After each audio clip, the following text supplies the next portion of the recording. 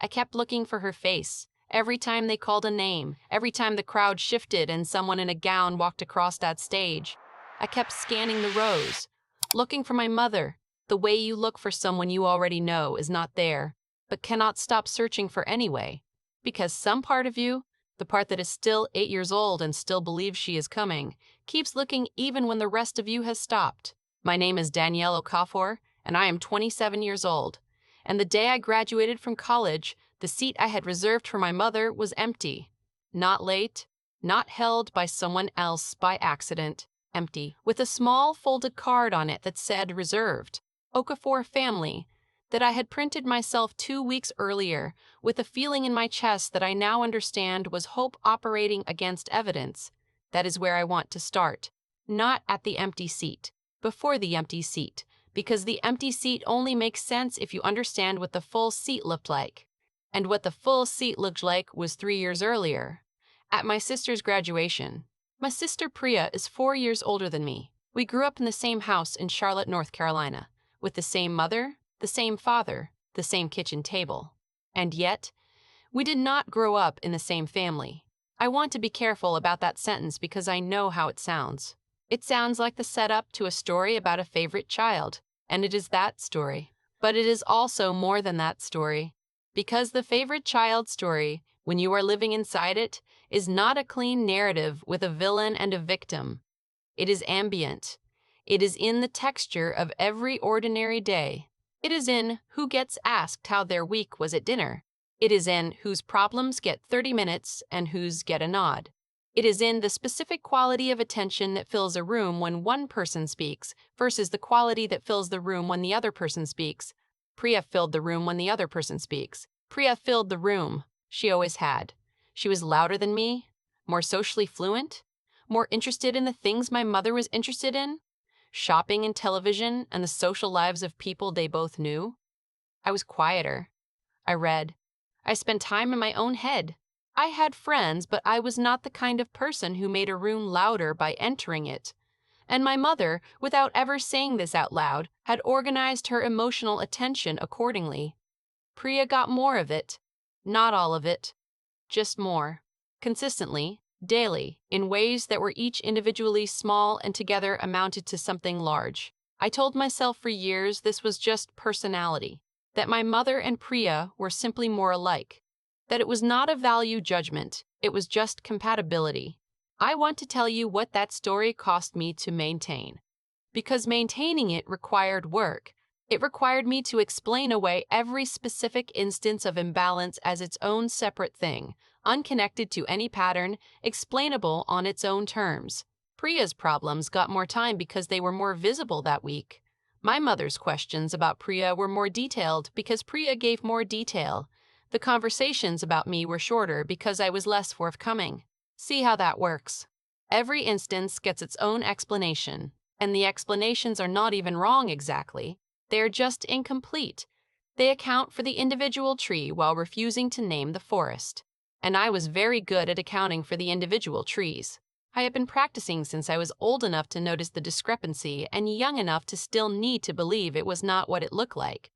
I told myself this because the alternative required me to look at something I was not ready to look at, so I looked away. For a long time. I looked away all the way through high school, all the way through the college applications process, which my mother helped Priya with extensively and which I navigated almost entirely alone, not because anyone told me to do it alone, but because asking felt like asking for something I had not established. I deserved. I looked away through my first year of college, which was hard in the way that first years are hard, and during which I called home less and less because calling home often left me feeling lonelier than I had felt before I called. And then Priya graduated, and I saw what it looked like when my mother showed up for someone, and I could not look away from that. Priya graduated from UNC Chapel Hill on a Saturday in May. I drove up from Charlotte to be there. My parents drove up together. My mother wore a yellow dress she had bought specifically for the occasion. I remember this because she told me about the dress twice on the phone in the 2 weeks before the graduation. She had found it at a department store. She had bound it at a department store. She had gone back twice before deciding to buy it. She wanted to look right for the photos. We arrived early enough to get seats in the third row. My mother had called ahead to ask about the best section. She had looked up the venue layout online. She had packed a small bag with tissues because she said she knew she was going to cry. She was right. When Priya's name was called and Priya walked across that stage in her cap and gown, my mother was on her feet before the sound of the name finished, clapping with both hands above her head, crying, actual tears running down her face. She grabbed my father's arm. She said, oh my God, that's my baby." She said it the way people say things when they are so full of something that the words are just overflow. She took photos until her phone ran out of storage. She hugged Priya for a long time after the ceremony. She held her face in both hands. She said, "I am so proud of you. I am so proud of you." She said it twice. I stood a few feet away and watched this happen, and I felt two things at the same time. I felt genuinely happy for Priya, and I felt something else that I did not name that day, something that sat in my chest on the drive back to Charlotte and on the drive back to school the following morning, something I packed away with my graduation clothes in the back of the closet and told myself was nothing. But the thing about feelings you pack away is that they do not stay packed. They just wait. For 3 years, I went to school and studied and worked part-time and built a life quietly and incrementally the way I had always done everything. I called home when I called home. My mother asked how I was. I said fine. She told me about Priya's job, Priya's apartment, Priya's boyfriend who had become a fiancé. I listened. I asked follow-up questions because I loved my sister and the details of her life were genuinely interesting to me. I just noticed that the same interest was not reliably returned. I noticed when I said I'm applying for a research grant, and the response was, "That's great, honey," and then the conversation moved. I noticed when I said I've been having a hard month, and the response was, "I know college is stressful," and then the conversation moved. I noticed the moving, the consistent, gentle, unconscious moving on from whatever I had said to whatever was next on the agenda of that particular call. I noticed it and I packed it away and I went back to studying. And then it was my turn to graduate. I want to pause here for a moment before I tell you what happened. Because if you are watching this and you have a sibling who always had more of the room, if you know what it feels like to be the one whose news gets a nod while someone else's gets 30 minutes, I want you to stay with me. Because this next part is where everything that had been packed away for 3 years arrived all at once. Drop something in the comments if this is already landing somewhere. And if you have not subscribed yet, this is the moment. Because what happened at my graduation and what I did about it are the parts of the story I have thought about every single day since. Back to the story. I graduated from Duke University on a Saturday in May, 3 years after Priya's graduation. Same month, different state, same seat in my chest from the drive home after hers. I had sent my mother the graduation details 6 weeks in advance. Date, time, parking information, the link to buy guest tickets, the name of the venue. I had texted a follow-up 2 weeks later. She had responded with a thumbs-up emoji. I had called the week before. She said she would be there. She said she was looking forward to it. She said, "Drive safe, getting back to school." I drove back to school. I picked up my gown. I reserved 2 seats. One for my father, who I knew would come. One for my mother. I printed the reserved Okafor family cards myself. I folded them and placed them on the seats the morning of graduation with the specific care of someone who was trying not to want something too much while simultaneously wanting it completely. My father arrived 20 minutes before the ceremony. He sat in his seat. He took a photo of the stage. He texted my mother the seat location. She did not respond to the text. The ceremony started. I sat in the row with my graduating class, and I did the thing I had been doing since I was a child. I scanned for her face. Every time a name was called, every time the crowd shifted, I looked for the yellow dress, or any dress, or just her. The rows filled and emptied in sections as names were called and graduates walked and families clapped. Every section except mine. When they reached the O's, I walked across that stage and I shook the dean's hand and I took my diploma and I smiled for the photographer and I walked off the other side. And somewhere in the middle of that, I looked out at the audience the way you are not supposed to look. The way they tell you not to because the lights make it impossible to see, and I looked anyway. I found my father, and next to him, the folded, reserved card. Still on the empty seat. I held it together on the stage. I want you to know that. I held it together completely. I smiled. I walked. I held my diploma and I looked like a person who was fine. And then I walked off the stage and I found a bathroom and I stood at the sink for 4 minutes and I looked at my own face in the mirror and I said out loud to no one, "Okay, okay." Then I dried my hands and I went back out to find my father. My father hugged me in the courtyard after the ceremony. He said, "I'm proud of you." He said it once, which is how my father says things. Once directly, meaning it completely. We took photos. He took one of me holding the diploma. I took one of us together. We stood in the sun, and I felt the specific, complicated fullness of a good moment that is also missing something. My phone buzzed. I looked at it because I thought it might be my mother. It was my mother. The text said, "Sorry I couldn't make it. Something came up," and then a second text, sent immediately after. "You never needed me there anyway." I stared at that sentence for a long time. You never needed me there anyway. I want to take that sentence apart for a moment, because it is not a simple sentence. It is doing several things at once. It is an excuse. It is a defense. It is a rewriting of the situation in which her absence becomes a reflection of my self-sufficiency rather than her choice. It is the distilled form of something I had been hearing my entire life in various versions and various volumes. You're fine. You don't need as much. You are the capable one. You never needed me there anyway. I had heard those words my whole life, and they had always landed as something between a compliment and a dismissal, and I had always chosen to receive them as the compliment.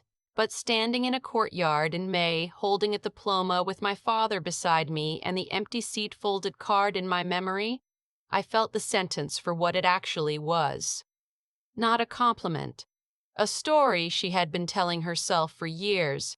A story that made it okay. A story that converted her absence into a fact about me rather than a choice she had made. And here's the thing about stories that convert other people's absences into facts about you. You start to believe them. Not all at once. Gradually. The way you believe anything that is told to you consistently enough by people whose opinion you have needed since before you could form words. You start to organize yourself around the belief. You start to become the version of yourself the story requires. The capable one. The fine one. The one who does not need. And then one day you are standing in a courtyard holding a diploma and the story arrives in a text message and something in you, some part that has been waiting a very long time, recognizes it finally for what it is. And you put your phone in your pocket, and you go to dinner, and you decide. I drove back to Charlotte 2 weeks after graduation, not to stay, to have the conversation I'd been not having for 27 years. I want to tell you something about why I drove to have it in person rather than on the phone. Because the phone has always been her territory. On the phone, she can redirect. She can say, "That's great, honey," and move the conversation. She can tell me about Priya. She can end the call. In person, in her kitchen, at the table where we had eaten dinner for 18 years, she would have to sit inside the conversation without an exit. And I needed her to sit inside it. I arrived on a Tuesday afternoon. She was in the kitchen making tea. She hugged me at the door. She said, "You look thin. Are you eating?" I said, "I'm eating fine." She said, "Sit down. I'll make you something." I said, "I'm not hungry." I sat at the table. She poured 2 cups of tea and sat across from me and looked at me with the specific expression she uses when she suspects something is coming that she is not going to enjoy. I said, "I want to talk about graduation." She said, "Danielle." I said, "I want to talk about it, Mom." She said, "I told you I was sorry." I said, "I know you did." I said, "I want to understand what happened." She said, "Something came up, I told you." I said, "What came up?" She named a thing I am not going to repeat here because it is small enough that repeating it would make this conversation seem unfair to her, and I am trying to be honest, not unfair. The thing that came up was small. It was manageable. It was the kind of thing that a person who had driven to Chapel Hill in a yellow dress 3 years earlier would have rearranged. I said, "Mom, you drove to Chapel Hill for Priya's graduation." She said that was different. I said, "How?" She looked at her tea. She said Priya needed me there. And there it was. Not you never needed me anyway. A different version. The version underneath the text. Priya needed me there. Meaning, you did not. Meaning, I made an assessment of your need, and I allocated my presence accordingly. Meaning the story I have been telling about you, the capable one, the fine one, the one who does not need, is not just a story I tell when you're not around. It is the story I use to make decisions. It is operational. I said, Mom, I needed you there. She looked up. I said, I have always needed you there. I said, I needed you there at my science fair when I was 12 and you left early because Priya had a thing. I said, I needed you there when I was 15 and applying for the pre-college program and I asked for help and you said, ask your father. I said, I needed you there when I was 17 and I didn't get into the first school I applied to and I called you crying and you said these things happen and then told me about Priya's new boyfriend for 20 minutes. I said, I needed you at my graduation. I had reserved you a seat. I had printed a card with our name on it. I looked for your face through the entire ceremony, and you sent me a text that said I never needed you there anyway. She was very still. I said, I know you believe that. I know that story about me feels true to you, but it is not true. It is a story you built so that choosing Priya did not have to cost anything, so that there was no loss on the other side of your attention because the other side did not have needs. The other side was fine. The other side was fine. The other side did not need you anyway. She said, that is not what I meant. I said, I know it's not what you meant. I said, I'm telling you what it did. She started crying. Not the way she cried at Priya's graduation. The other kind. The kind that is not overflow, but pressure release. The kind that comes when something has been held a long time, and the holding has suddenly become impossible. I did not move to comfort her immediately. That is something I have always done. The moment she cries, I move toward her, I soften. I manage the temperature of the room. This time I let the crying be what it was. I waited. And then I said, I love you. I said it clearly and I meant it completely. And then I said, but I cannot keep pretending that the way you have distributed your attention between me and Priya has been equal. Because it has not been. And I think you know that. And I think the reason the text said what it said is because some part of you knows that and needed to make the empty seat my fault instead of yours. She said, I don't play favorites. I said, I know you believe that too. I said, I think you love us both completely. I said, I also think love and attention are not the same thing. And your attention has not been equal. And I have been absorbing that inequality my whole life and calling myself the capable one because it was easier than calling it what it was. She was quiet for a long time, long enough that the tea went cold, long enough that the light in the kitchen shifted from afternoon to early evening. She said, I didn't know you felt this way. I said, I know. She said, why didn't you ever say anything? And this is the question. This is always the question. Why didn't you say something? As though the saying were as simple as the asking. As though a child who has absorbed the message that she does not need as much has easy access to the sentence, I need more. As though the capable one knows how to perform need when need has not been practiced. I said, Mom, I didn't say anything because every time I started to, the room moved on. Every time I said I'm struggling, the response was that's hard, and then the conversation moved to Priya. Every time I said I need something, I could feel that it was inconvenient. And I was not willing to be inconvenient, so I became the one who wasn't. And you let me. She looked at me, and in her face I saw something I had not seen before. Not guilt, exactly. Something more interior than that. Something that looked like a person seeing themselves from a vantage point they had not occupied before. Seeing the accumulation of small choices. The redirected conversations. The moved-on moments. The yellow dress, the Chapel Hill Drive, the third-row seats reserved in advance, and the folded card on the empty seat. She said, I am sorry, Danielle. She said my full name. Not honey, not the diminutive. My name. I said, thank you. She said, I don't know how to fix 27 years. I said, you don't have to fix it. I said, I just needed you to stop pretending it wasn't there. I stayed 2 days, not because everything was resolved. It was not resolved. But because I was not there to resolve things, I was there to say them out loud, to put them on the kitchen table where they could be seen, and I had done that. My mother and I talked more in those 2 days than we had in the previous 3 years combined. Not about Priya. About me. About the science fair she left early. About the college application process I had navigated alone. about the calls that always moved on. She listened, genuinely listened in a way I had not experienced before, in the way that a person listens when they are trying to reconstruct something they had not realized they were getting wrong. On the second day, she said, "Tell me about your research." Just that. Tell me about your research. I had been doing a graduate research fellowship. She had not asked about it once in the 8 months since I started. I told her about it, all of it, the project, the methodology, the questions I was trying to answer, the parts that were hard, the parts that were interesting, the paper I was hoping to publish. I talked for 40 minutes. She asked questions, real questions, follow-up questions, questions that indicated she had been tracking what I said. When I finished, she said, "Danielle, this is extraordinary." I said, "It's not extraordinary, it's just work." She said, "No." She said, "I mean you are extraordinary." She said, "And I have not told you that enough." I held that sentence. I did not know where to put it. Because it was true and it was late and both of those things were true at the same time. I said, "You can start now." She said, "Yes." She said, "I can." That is not a resolution. I want to be honest about that. That conversation in the kitchen was not the resolution of 27 years. It was the beginning of a different kind of relationship. A slower, more honest one.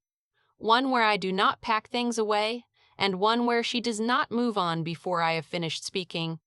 We are building that. It is awkward sometimes. It is overdue, always. But it is real. My mother came to visit me in September. She drove. She booked a hotel nearby and stayed 3 nights. On the first night, we went to dinner, and she asked about my research, and I told her about it for an hour, and she asked questions the entire time. On the second day, she came to see the lab. She met my colleagues. She read the abstract of the paper I had submitted. She did not understand most of it, but she read it. On the third morning, we had coffee before she drove back, and she said, "I have been thinking about what you said in the kitchen." I said, "Which part?" She said, "The part about the conversations moving on." She said, "I think I did that because listening to you felt like I did not have to worry about you, and I confused not having to worry with not having to pay attention." She said, "That is not the same thing, and I should have known it was not the same thing." She said, "I'm going to do better." She said it plainly, not as a performance, not as the beginning of a longer speech. Just as a statement of intention, delivered to her daughter over coffee, because the daughter had finally been loud enough about what the silence had cost. I said, "I know you are. I believe that. I do. The relationship my mother and I are building now is not the relationship I would have chosen at 22 or 18 or 12. It is the relationship that is available now, after the kitchen conversation, after September, after the slow and imperfect process of 2 people trying to see each other more clearly than they managed to before. It is not everything, but it is honest. And honest is something I did not have before. And I will take honest over comfortable any day. Because I spent 27 years choosing comfortable, and comfortable gave me a folded card on an empty seat. Honest gave me a mother in a lab reading an abstract she didn't understand because she was finally paying attention. I know which one I want. If you are watching this and you are the capable one, if you are the one who was told you were fine and believed it so thoroughly that you forgot you were allowed to not be, if you have been scanning rows for a face that does not come, if you have printed a card with someone's name on it and waited, if you have stood in a bathroom and said okay to your own face before going back out to be fine, if you have organized your entire presentation of yourself around being low maintenance because maintenance felt like something you had not established you deserved, I want you to hear something. The absence is not evidence that you do not need. It is evidence that the person is absent. Those are 2 different things. And the story that converts their absence into a fact about your self-sufficiency is a story they need to tell more than it is a story you need to believe. You needed them there. You are allowed to say that out loud. Not in the bathroom mirror, not to the folded, reserved card on the empty seat. Out loud. To the person whose absence you have been calling fine. You are allowed to drive to the kitchen.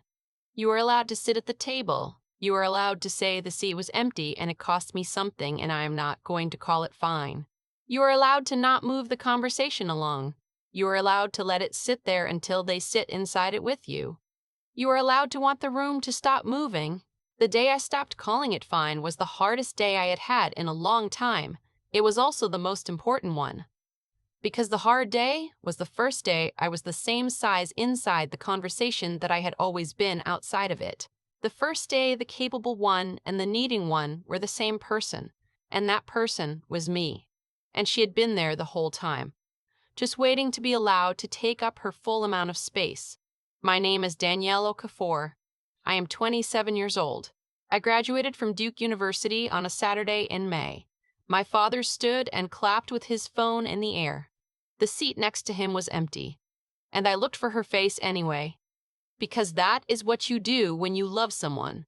You look for them. Even when the evidence says they are not coming. You look. And then, when you are ready, you stop making that your problem, and you start making it the truth.